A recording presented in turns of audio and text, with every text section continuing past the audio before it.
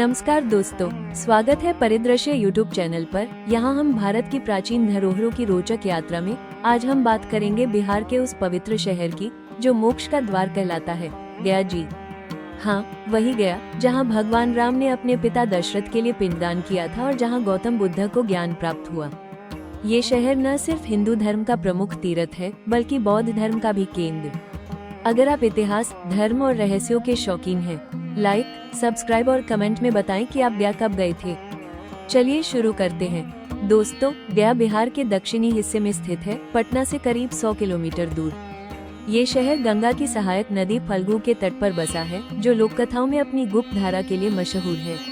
ऊपर से सूखी दिखने वाली फल्गु के नीचे पानी की धारा बहती है, ठीक वैसे ही जैसे गया की सतह पर शांति है, लेकिन अंदर इतिहास की अनगिनत किस्से छिपी हैं। गया की ऐतिहासिक जड़ें ऋग्वेद तक जाती हैं, जहां इसे किकट राज्य के रूप में उल्लेखित किया गया है। लेकिन इसका असली महत्व 6ठी शताब्दी ईसा पूर्व से शुरू होता है, जब गौतम बुद्ध ने यहाँ के बोधगया में बोधि वृक्ष के नीचे ज्ञान प्राप्त किया। कल्पना कीजिए, 2500 साल पहले एक राजकुमार सिद्धार्थ यहाँ ध्यान में लीन हुए और बुद्ध बन गए। ये घटना बौद्ध धर्म की नींव बनी। मौर्य साम्राज्य 321-187 ईसा पूर्व में सम्राट अशोक ने बोधगया में पहला मंदिर बनवाया। अशोक, जो बौद्ध धर्म अपनाने के बाद शांति के दूत बने, यहाँ आए और बोधि वृक्ष की पूजा की। गुप्त साम्राज्य 4वीं-5वीं शताब्दी ईस्वी में गया सांस्कृतिक केंद्र बना, जहाँ कला और धर्म का संगम हुआ। पाल साम्राज्य 750 ईस्वी ने महाबोधि मंदिर का वर्तमान स्वरूप दिया। 12वीं शताब्दी में मोहम्मद बख्तियार खिलजी के आक्रमण ने शहर को प्रभावित किया, लेकिन मुगल काल तक ये तीर्थ स्थल बना रहा।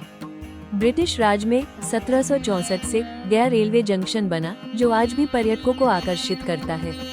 1947 में भारत की आजादी के बाद गया बिहार का दूसरा सबसे बड़ा शहर बन गया। गया का नाम असुर गयासुर से आया है, जिसके शरीर से यहाँ की पहाड़ियाँ बनी।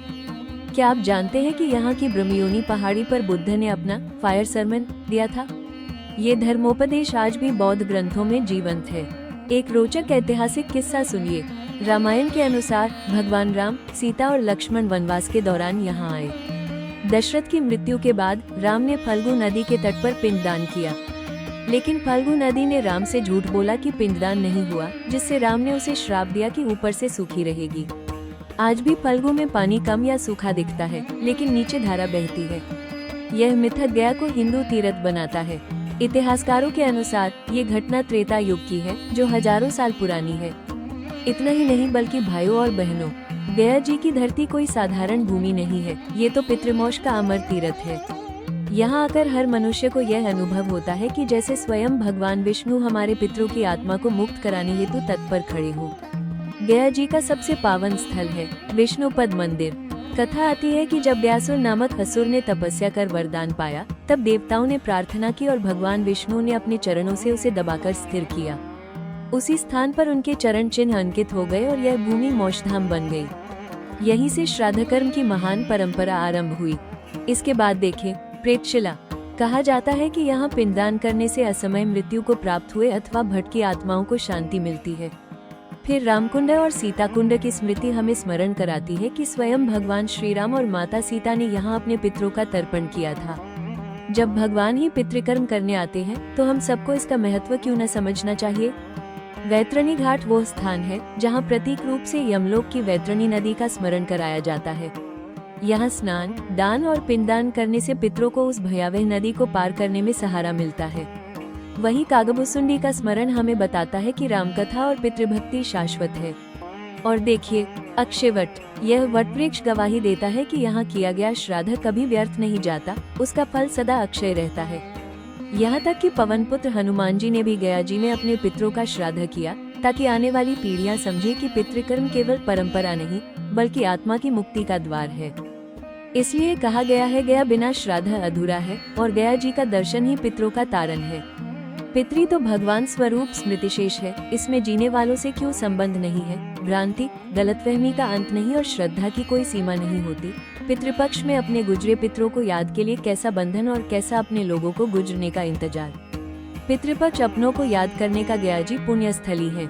अब बात करते हैं गया की धार्मिक प्रसिद्धि की, जो इसे विश्व पटल पर लाती है। हिंदू धर्म में गया मोक्ष भूमि है, जहाँ पितरों को पिंडदान करने से उनकी आत्मा को मुक्ति मिलती है। विष्णुपद मंदिर यहाँ का केंद्र बिंदु है। मंदिर में भगवान विष्णु के चरण चिन्ह हैं, जो चांदी से ढके हैं। मान्यता है कि भगवान विष्णु ने यहाँ गयासुर असुर को वरदान दिया था कि जो यहाँ पिंडदान करेगा उसके पूर्वजों को मोक्ष मिलेगा। पितृपक्ष में सितंबर अक्टूबर करोड़ों लोग यहाँ आते हैं। पिंडदान की रस्म में चावल, दूध और तिल से बने पिंड नदी में चढ़ाए जाते हैं। यहाँ 54 वेदियाँ हैं, जहाँ अलग अलग रस्में होती हैं। अगर कोई एक्सीडेंट में मरा हो, अकाल मृत्यु हुई हो, असमय मौत और पूर्ण आयु से मौत या बिना संस्कार के, उनका पिंडदान यहाँ विशेष महत्व रखता है। अन्य हिंदू स्थल है मंगला गौरी मंदिर, जहाँ शक्ति पीठ है, रामशिला पहाड़ी, जहाँ राम की पूजा होती है, और प्रेतशिला, जहाँ यमराज का मंदिर है। प्रेतशिला की चढ़ाई करके लोग पूर्वजों की शांति मांगते हैं। एक मिथक के अनुसार गयासुर ने तपस्या से विष्णु को प्रसन्न किया और विष्णु ने उसके शरीर को पवित्र भूमि बना दिया। आज गया की पहाड़ियाँ उसी शरीर का हिस्सा मानी जाती हैं।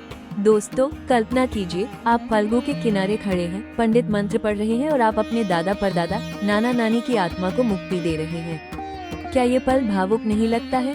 गया हरिद्वार, वाराणसी और प्रयागराज के साथ 3 प्रमुख पिंडदान स्थलों में से एक है। क्या आप जानते हैं कि क्यों गया को गया जी कहते हैं? क्योंकि यहाँ पिंडदान से पितरों के सारे पाप धुल जाते हैं। एक रोचक कहानी, एक बार एक राजा ने यहाँ पिंडदान किया और उनके पूर्वज स्वर्ग से धन्यवाद देने आए। ये लोक कथाएं गया की आध्यात्मिक शक्ति को बढ़ाती हैं। गया सिर्फ हिंदू तीर्थ नहीं बल्कि बौद्धों का पवित्र स्थल है। बोध गया से 16 किलोमीटर दूर, जहाँ बुद्ध ने 35 साल की उम्र में ज्ञान प्राप्त किया। 528 BC सिद्धार्थ गौतम ने पीपल के पेड़ बोधि वृक्ष के नीचे 49 दिन ध्यान किया और निर्वाण पाया। आज वो पेड़ का वंशज खड़ा है और महाबोधि मंदिर यूनेस्को विश्व धरोहर है। मंदिर का निर्माण अशोक ने शुरू किया, लेकिन वर्तमान स्वरूप 5वीं 6ठी शताब्दी का है। यहाँ बौद्ध मठ है, थाई, जापानी, तिब्बती, जहाँ भिक्षु ध्यान करते हैं। रोचक बात यहाँ की है, बुद्ध की 80 फुट ऊंची मूर्ति है जो ग्रेनाइट से बनी है। बुद्ध ने यहाँ फायर सरमन दिया, जहाँ उन्होंने 1000 किसानों को धर्मोपदेश दिया कि जीवन इच्छाओं की आग से जलता है। आज भी बौद्ध पर्व जैसे बुद्ध पूर्णिमा में लाखों लोग आते हैं। गया बौद्ध धर्म के 4 प्रमुख स्थलों में से एक है। अन्य है लुम्बिनी, सारनाथ और कुशीनगर। 19वीं शताब्दी में ब्रिटिश पुरातत्वविद कनिंघम ने मंदिर की खुदाई की और बौद्ध अवशेष मिले। आज बोधगया में 80 से ज्यादा देशों के मठ हैं, जो शांति का प्रतीक हैं। कल्पना कीजिए आप बोधि वृक्ष के नीचे बैठे हैं, जहां बुद्ध ने ज्ञान पाया।